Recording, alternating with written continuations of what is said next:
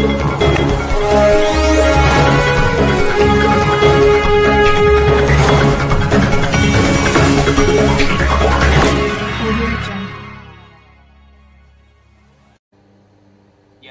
jadi teknologi blockchain ini kedepannya akan tetap menjadi sebuah solusi, ya, apakah itu bagi perusahaan-perusahaan bahkan government ya. Ya, nanti penetrasinya akan seperti apa tentunya ya kita akan melihat, tapi blockchain is here to stay tentunya ya.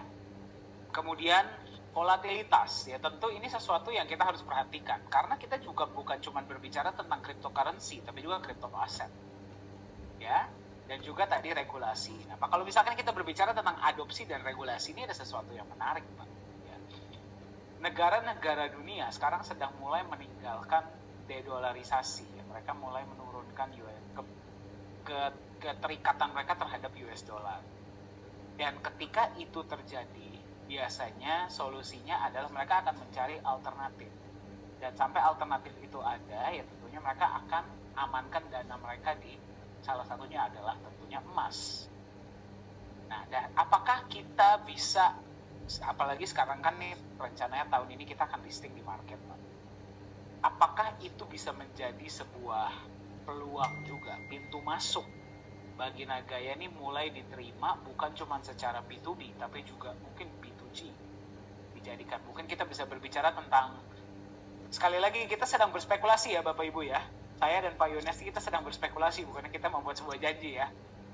Kenapa tidak ya kita melihat Nagaya ini suatu saat bisa dijadikan cadangan devisa sebuah negara, Pak? Apakah itu mungkin? Ya, untuk menjawab itu saya pikir begini Pak. Tentunya harus ada beberapa kriteria ya. Ini sebuah, sekali lagi ya, bukan cuma tantangan, karena saya melihat ya di balik tantangan itu selalu ada peluang.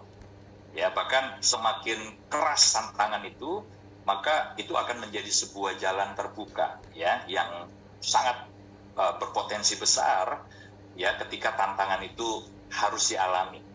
Nah, tentunya kalau kita bicara dalam konteks kita Nagaya memang tidak mudah ya untuk kita apalagi kalau kita bicara satu hari mimpi ya untuk bisa diadopsi. Diadopsi bukan hanya secara B2B ya, business to business, seperti nanti ada perusahaan-perusahaan raksasa dunia melirik Nagaya lalu kemudian menjadikan kita sebagai salah satu alat pembayaran mereka, ya, menerima Nagaya sebagai alat transaksi untuk produk mereka. Tapi juga mungkin mimpi kita adalah B2G, ya, sudah sampai kepada melibatkan sebuah negara, ya, seperti El Salvador. Why not? Kenapa tidak gitu loh ya? Boleh ya, mimpi kan harus besar gitu ya. Nah, tetapi untuk perjalanan menuju ke sana, saya pikir secara umum aja kita bicara dulu Pak Dhani. Kira-kira konsep cryptocurrency atau crypto aset yang dapat diterima di masa depan, yang dapat diadopsi tadi, itu adalah konsep yang seperti apa? Nah, yang pertama Pak, stabilitas nilai. Ya, saya pikir ini menjadi sebuah ujian pertama lah. Apakah sebuah cryptocurrency itu bisa diadopsi bahkan secara masif nanti ke depan? Ya, stabilitas nilai. Ya, jadi ini adalah salah satu masalah kan, masalah utama tadi yang sudah kita sebutkan di depan, volatilitas nilai yang sangat ekstrim. Nah, bagaimana hal ini bisa diatasi ke depan?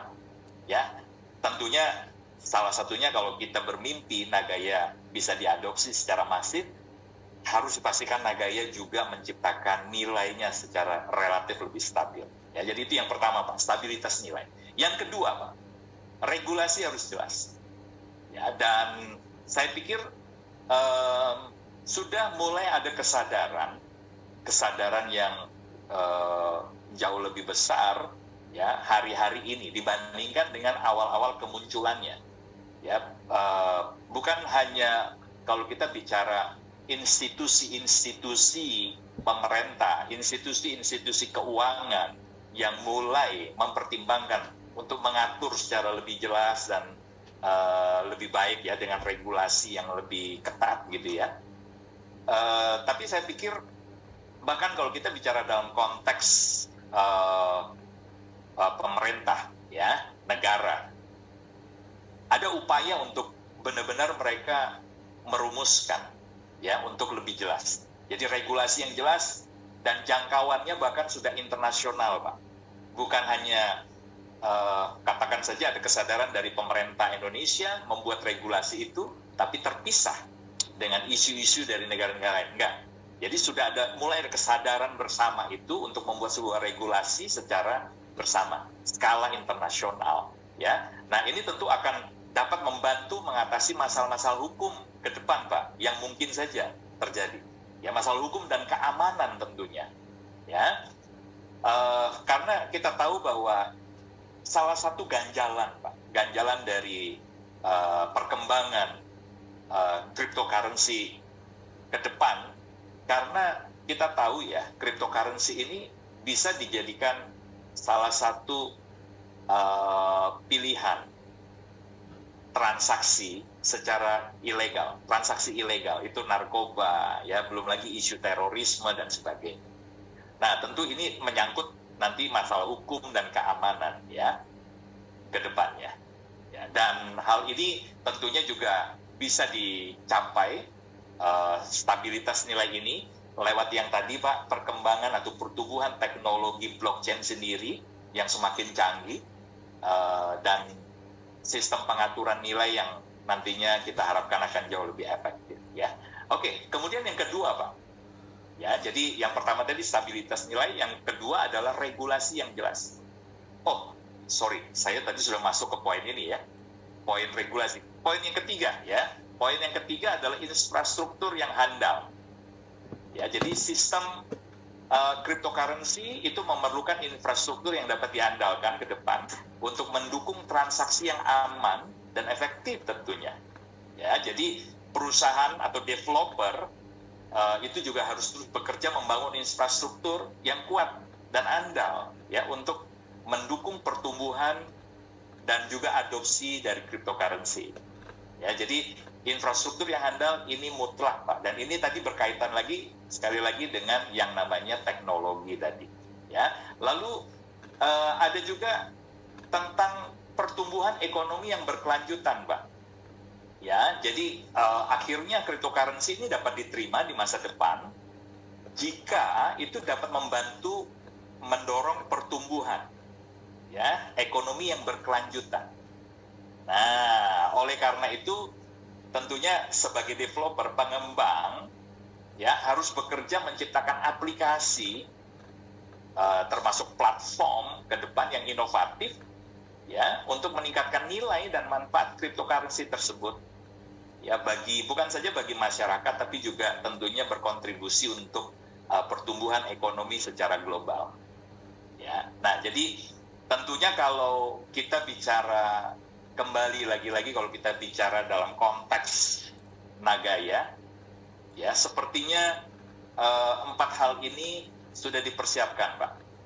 Jadi kalau Pak Dhani tanya peluang Nagaya kepada saya untuk bisa lebih berperan, ya, di kancah internasional global, tinggal masalah waktu saja. Ketika kita menyelesaikan soft cap di 25%, maka pembuktian itu akan dimulai, ya, di mana kita akan lihat apakah benar Nagaya ini memiliki stabilitas nilai ketika ada di market, ya, dengan konsep kita. Tentu harus diuji, Pak, ya, bukan hari ini ujiannya, tapi nanti ketika kita sudah ada di market, ya, kemudian kita mendukung sekali untuk regulasi yang benar-benar jelas, ya, regulasi yang bisa mengatur sehingga paling tidak ada sebuah standar, dan bahkan mimpi kita Nagaya semoga bisa menjadi sebuah standar baru di dunia aset kripto. Lagi-lagi ini bicara adopsi, ya, Pak, ya. Nah, kemudian untuk infrastruktur tentu ini tantangan kita, Pak Dhani, ya, karena kita nggak tahu nanti ketika masuk market lonjakan transaksi, dan ini akan berdampak juga pada server, pada kesiapan infrastruktur, ya, yang harus kita siapkan, termasuk sebenarnya manajemen kita, Pak, SDM kita, ya. Oke, tapi tentu dengan dukungan dari teman-teman semua ini Nagaya holder, kita percaya, ya, Pak, ya, untuk masalah SDM itu bisa kita atasi. Karena kita banyak loh Pak, holder yang potensi, yang luar biasa, punya kemampuan yang luar biasa, disiplin ilmu yang luar biasa. Jelas. Betul ya? Tentu. Ini yang sedang menyaksikan pun banyak di potensi-potensi calon-calon ya. Nah itu dia. Ya, jadi saya punya keyakinan itu Pak Dhani. Apalagi kalau kita bicara yang faktor keempat tadi, ya pertumbuhan ekonomi yang berkelanjutan. Nah, Gaya menyiapkan ekosistem bisnis yang kelihatannya ke depan akan semakin bisa berkontribusi juga di kancah ekonomi global. Waduh, ini mimpi nggak tahu ini ketinggian atau enggak nih Pak Dhani? Masalah ketinggian atau enggak itu termasuk siapa yang bermimpi dan siapa yang bisa melihat potensi tersebut, Pak.